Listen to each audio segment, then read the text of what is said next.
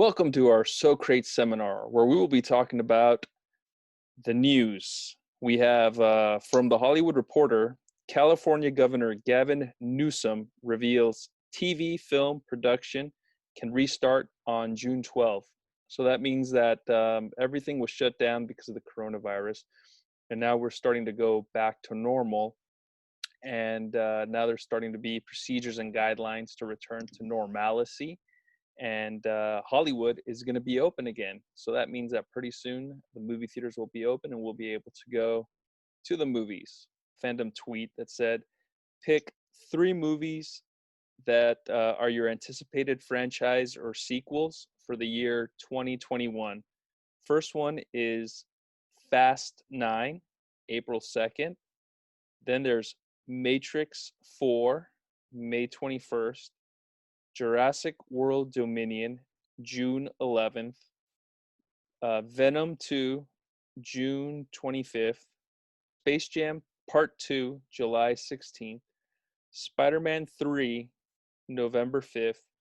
Fantastic Beast Part 3, November 12th. Mission Impossible 7, November 19th. Avatar 2, December 17th. Sherlock Holmes 3, December 22nd.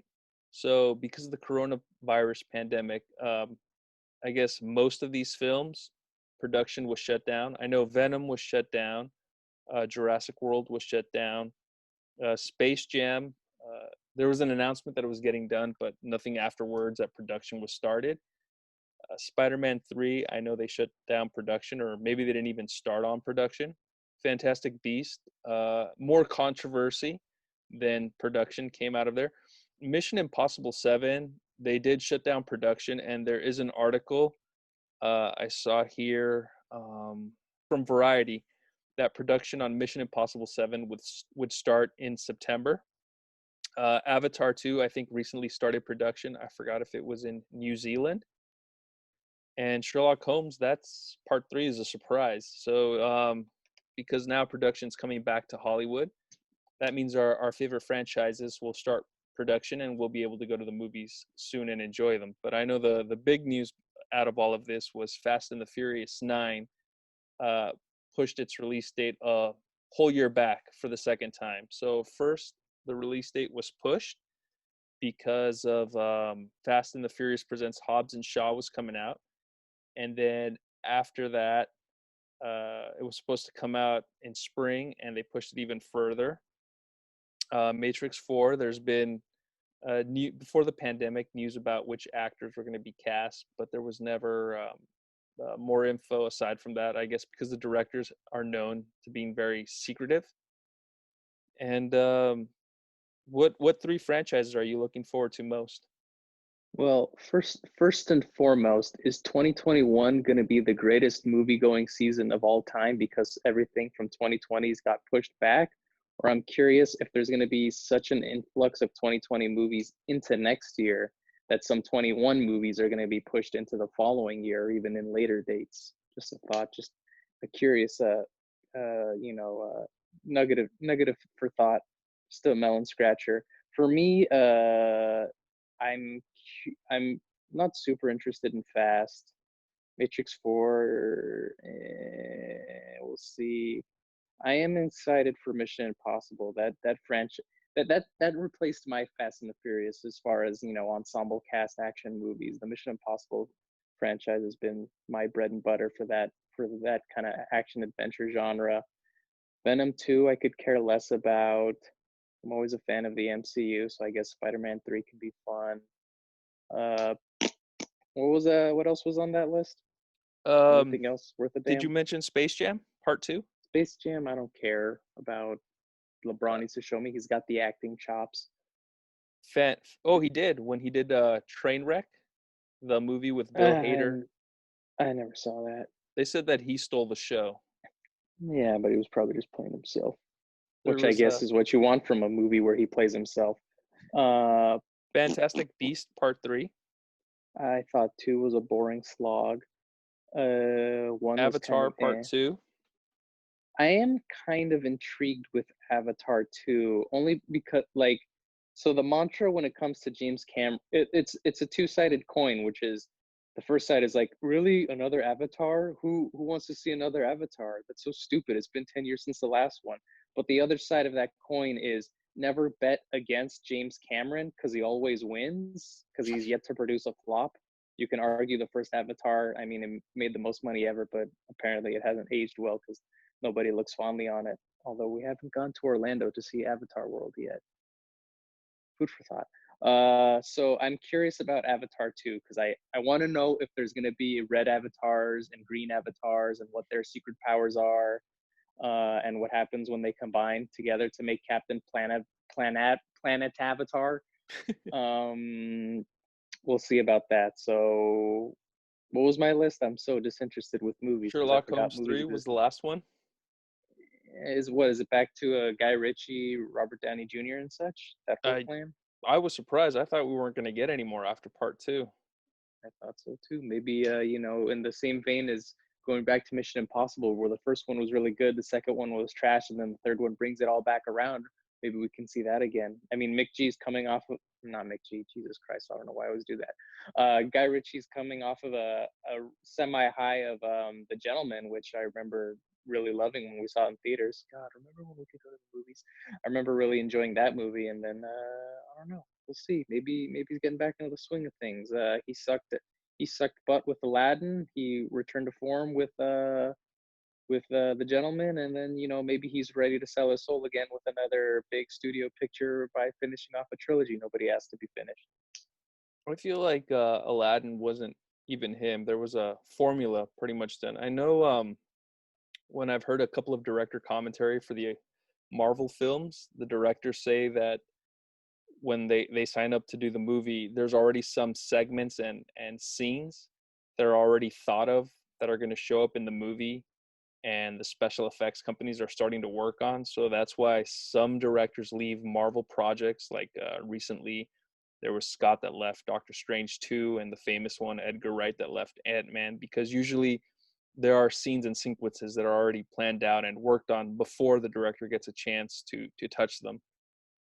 So I'm feeling Yeah. Aladdin, there was already stuff that was already worked on that was being developed, and it just seemed like it wasn't a Guy Ritchie style, but it was just a pretty basic format. Well, with the Marvel movie or something, I feel like the majority of those movies are made in like special effects. Like, you watch Infinity War or Endgame or whatever, it's just a bunch of whole, like, you're probably staring at, minutes at a time of just full CG on the screen without much, maybe a one actor in front of a green screen versus, going back to the Gentleman, it's just guys sitting in a room talking. There's some movement, maybe a little bit of gunplay, but that's all just actors in front of real environments. And then a lot of those big action movie tent poles, they're all in front of a green screen. I don't remember there being, well, I guess a fair bit of Aladdin was in front of a green screen. The only notable bits was like, oh, here's the Prince Ali Ababwa, and it looks like they're just on a very tiny state, like 100-yard set that looks kind of tiny, but the rest of the movie probably CG. I don't know. I feel like auteur types, those kinds of filmmakers, are hindered by big CG movies because I feel like their artistry, their how they see the record the movie through the lens is kind of lost in that shuffle because most of the CG artists or what have you, those kinds of cinematographers are making the movie and not the actual directors.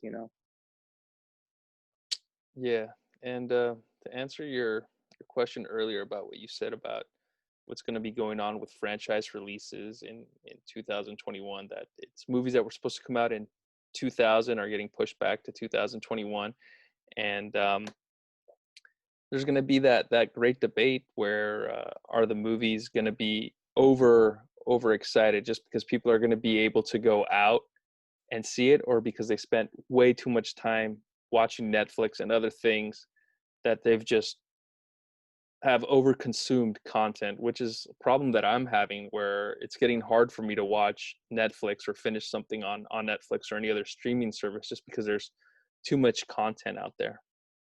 Well, I think people are craving the big blockbuster. I think people want to see something on a big screen.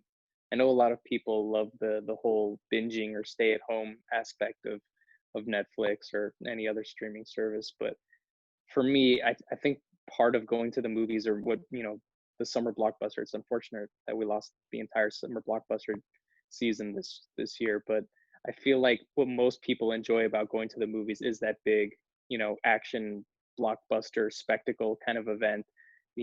Tenant, the movie that may or may not be coming out. It's hard to say. You keep seeing trailers for it, and it says, "Oh, see it in IMAX, see it in IMAX." And I think people kind of want that from movie theaters, is just the big screen, the big sound effects, just a whole lot of wow, just kind of mindless entertainment, or just kind of lost in a world. And I don't think you can fully do that at home. I feel like Netflix and other streaming services lend themselves more to series over movies, which I mean, you're not seeing a whole ton of big those summer blockbusters coming to the streaming platforms, because I think there's a certain something lost when you're watching the movie at home, and maybe that'll help recoup the cost of the studios, but I don't think that's really what audiences are going to be looking for.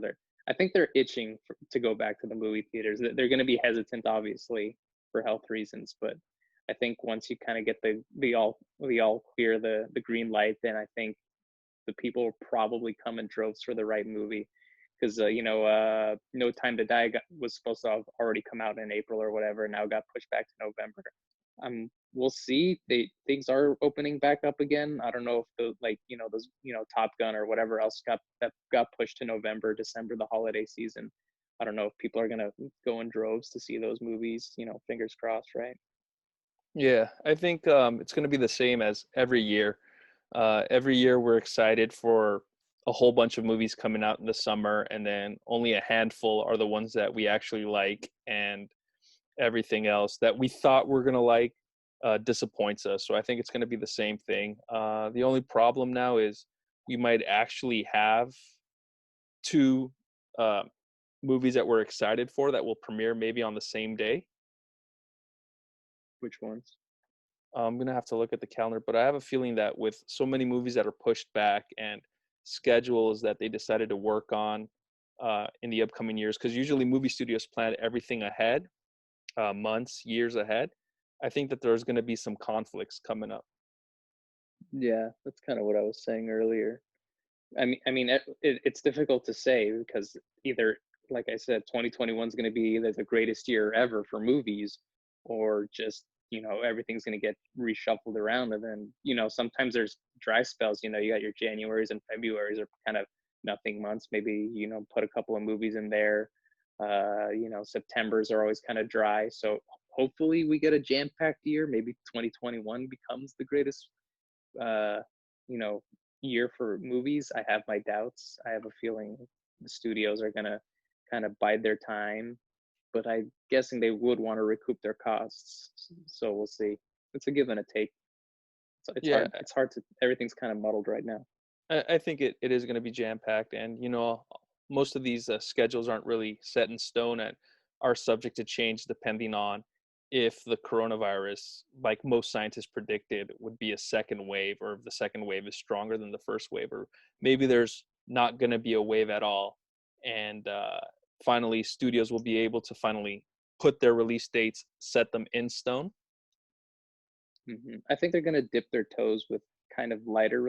Well, it's tough because you want to make people go back to the movies by putting out something big, but you don't. You also don't want to put out something big because you're afraid that you're not going to make as much money as you thought you would, because you went sprinting out of the gate with your huge mega blockbuster franchise feature, that but then nobody shows up. So that's probably something that the studios are trying to calculate to figure out, you know, however far down the line, when movie theaters finally reopen, are they finally ready to let out all the stops and let their big franchises come to the big screen? Yeah, I think this year, or is it next year, we won't have an Oscars or a Golden Globe, because all the big movie tentpoles are going to take up the fall and winter dates. that were usually reserved for the award contender films. Or it could be the weirdest Oscar season ever. Sonic for Best Picture or whatever the hell else came out this year. Hey, if what was it? Suicide Squad won an Oscar for best camera effects or special effects, and maybe Sonic could win it. Oh God, God willing. I mean, you only had 3 months. It's going to be Onward, Sonic, and The Gentleman, or whatever the hell else came out this year. And then I guess before we wrap it up, looking up the franchises that I'm excited for, they're all good, and it's hard to pick. So I'm just gonna have to go through process of elimination, like how when I take a multiple choice test. Fast and the Furious 9, I've already seen 8 of them, so that one's not going to be one of my 3 to pick. Matrix 4, the first one was really good. The second one, I enjoyed it. The third one ended the trilogy, so I haven't been, since I've seen the third one till now, I haven't been thinking to myself, when are we going to get another Matrix, so I could eliminate that from the list. Jurassic World Dominion, which is supposed to be the third Jurassic World movie, or what is it, the sixth in the Jurassic series. After I saw the last one, Jurassic World Fallen Kingdom, I felt like I've had enough Jurassic Park for a while, or Jurassic World for a while. Venom 2, I'm very curious to see where the series goes. They got a new director, which is the actor that is famous for mocap. He did the Andy little Circus, gremlin from the Lord of the Ring movies. Gollum. Yeah, and he does King Kong. He's really Hmm. famous with the mocap, so I'm curious to see what he does with this series and see what the studio decides, if they decide to follow the comic book route or if they want to do the more family friendly. But we're finally going to get to see Venom and Carnage face off, so I'm looking forward to that one. And Space Jam probably a 2. forced. Wait, hold on. Yeah, probably a forced cameo from Tom Holland. Okay, now on to Space Jam 2. Space Jam 2, nobody asked for it. Mm-hmm. Spider-Man 3, we all love Spider-Man 3, so that one has to go on the list. Fantastic Beast 3. I don't remember if I saw the second one, but I do remember I tried to watch the first one twice and fell asleep both It's times. interesting because I found that the second one is a lot more boring than the first one. So I guess you're gonna have a rough go of things if you ever watch The Crimes of Grindelwald. And then this one breaks my heart because I can only pick 3 and I've already got 2. Mission Impossible 7. I really am looking forward to that one, but uh, by process of elimination, it didn't enter my list. But I'm curious because uh, they always do something incredible with the Mission Impossible movies.